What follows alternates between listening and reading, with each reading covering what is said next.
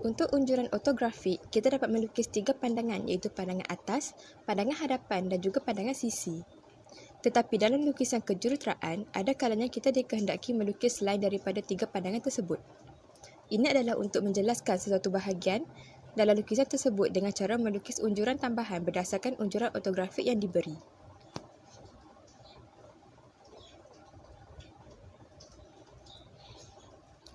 Kegunaan pandangan tambahan. Pandangan tambahan digunakan untuk menunjukkan panjang sebenar satu garisan, menunjukkan pandang titik satu garisan, menunjukkan pandang tepi satu satah dan juga menunjukkan saiz sebenar satu satah.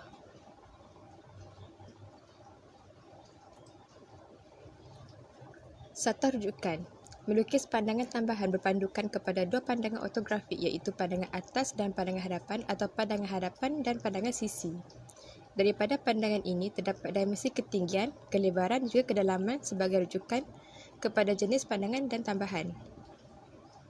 Unjuran dimensi utama kepada pandangan tambahan adalah secara terus daripada dimensi pandangan utama dan perpindahan dimensi lain berpandukan kepada garisan rujukan. Garisan ini adalah satu satah yang ditempatkan mengikut kesesuaian bentuk objek. Assalamualaikum warahmatullahi wabarakatuh. Saya akan menerangkan tentang jenis-jenis pandangan tambahan. Pandangan tambahan ini mempunyai 3 jenis iaitu pandangan tambahan ketinggian, pandangan tambahan kelebaran dan juga pandangan tambahan kedalaman. Pandangan tambahan ketinggian. Pada pandangan ini, dimensi ketinggian masih kekal kerana ia diunjurkan dari ketinggian pandangan utama.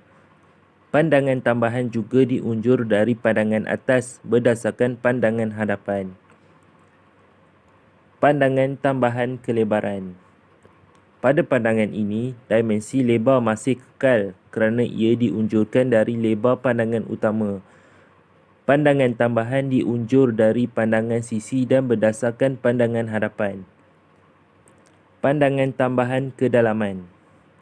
Pada pandangan ini, dimensi kedalaman masih kekal, tidak berubah pada pandangan tambahan. Ukuran kedalaman bukan sahaja pada pandangan atas tetapi boleh juga diambil dari pandangan sisi.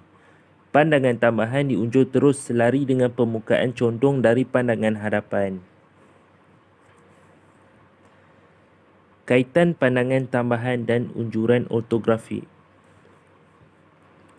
Dalam unjuran tambahan, kita memerlukan dua daripada pandangan objek dalam unjuran ortografik untuk menggambarkan bentuk objek dan untuk memudahkan kita mendimensikan pandangan tambahan yang kita lakukan. Dalam unjuran ortografik, kita dapat melukis 3 pandangan iaitu pandangan atas, pandangan hadapan dan pandangan sisi. Dalam lukisan kejuruteraan juga, kadang-kadang kita dikehendaki melukis lain daripada 3 pandangan yang disebutkan itu. Ini adalah untuk menjelaskan sesuatu bahagian dalam lukisan tersebut dengan cara melukis unjuran tambahan berdasarkan unjuran ortografik.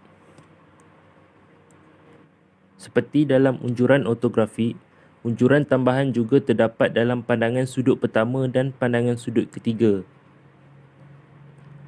Rajah berikut merupakan perbezaan di antara unjuran sudut pertama dan unjuran sudut ketiga.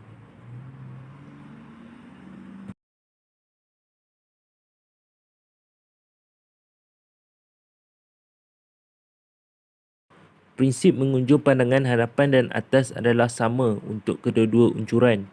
Perbezaannya adalah pada kedudukannya sahaja.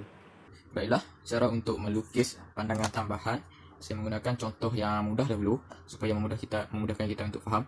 Yang pertama sekali kita perlu membaca dia punya arahan. Hadiah 3 menunjukkan dua pandangan objek A. Projekkan pandangan tambahan kedalaman pada satah X1, Y1. Tunjukkan semua butiran yang tersembunyi. Langkah pertama untuk membuat pandangan tambahan adalah kita perlu membuat garis unjuran dari objek yang diberi, rajah yang diberi. Buat dulu garisan. Ini dipanggil garisan unjuran 1.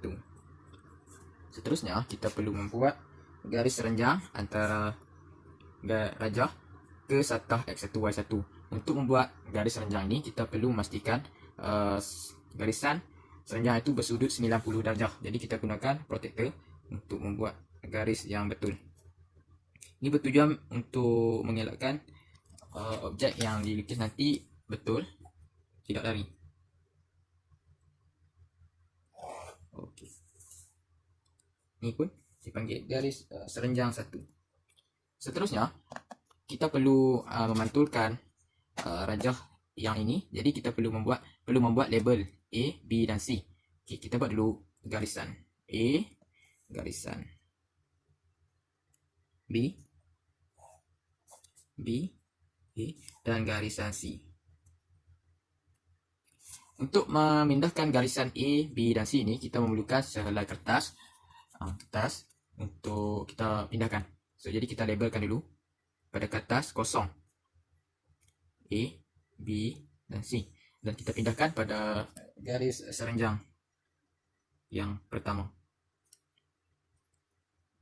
Selepas kita dah label, kita perlu membuat garis pantulan ataupun garis untuk memindah garis yang dipindahkan.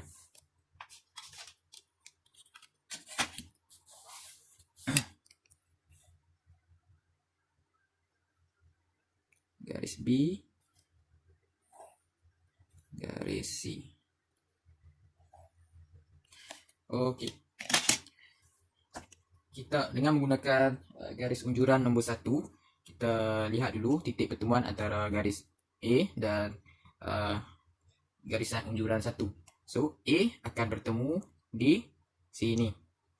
Garisan A pada garis unjuran 1 sini, dan yang kedua garis C pada garis unjuran 1 juga dan bertemu di sini. Okey, untuk memudahkan kerja kita buat dulu garis pembinaan untuk lagi nampak lah. Okey, seterusnya sudah selesai pada garis unjuran 1, kita buat pula garis unjuran 2, 3 dan 4.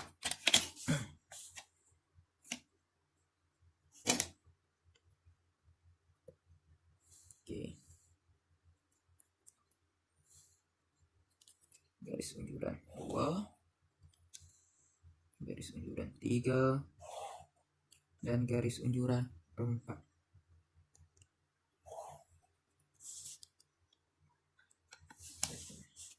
Kita buat garis unjuran 1.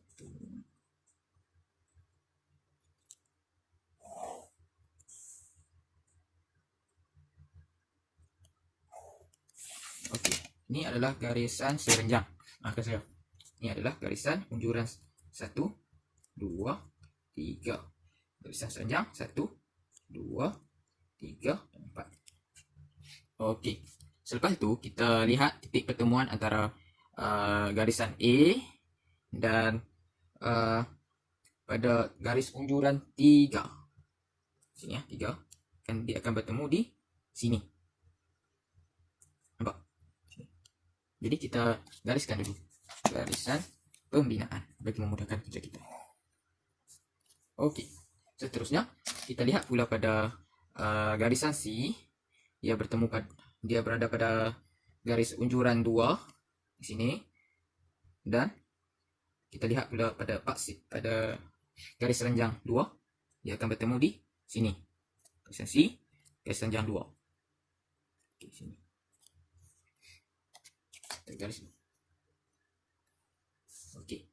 Seterusnya kita lihat pada titik persilangan ni, dia berada pada garisan B.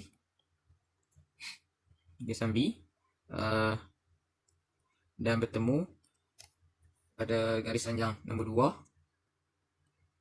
dan kalau dilihat di sini B2 sini. Okey, kita dah lihat. So kita garis dulu bagi memudahkan kerja kita. Okey, yang kita tak dapat lagi adalah di sini. Sini dia berada pada garis C, berada pada garisan unjuran nombor 3. Sini. Garisan 3. Okey. 3. Dia akan bertemu di C3. Okey, dia akan bertemu di sini. Nampak? So kita garis.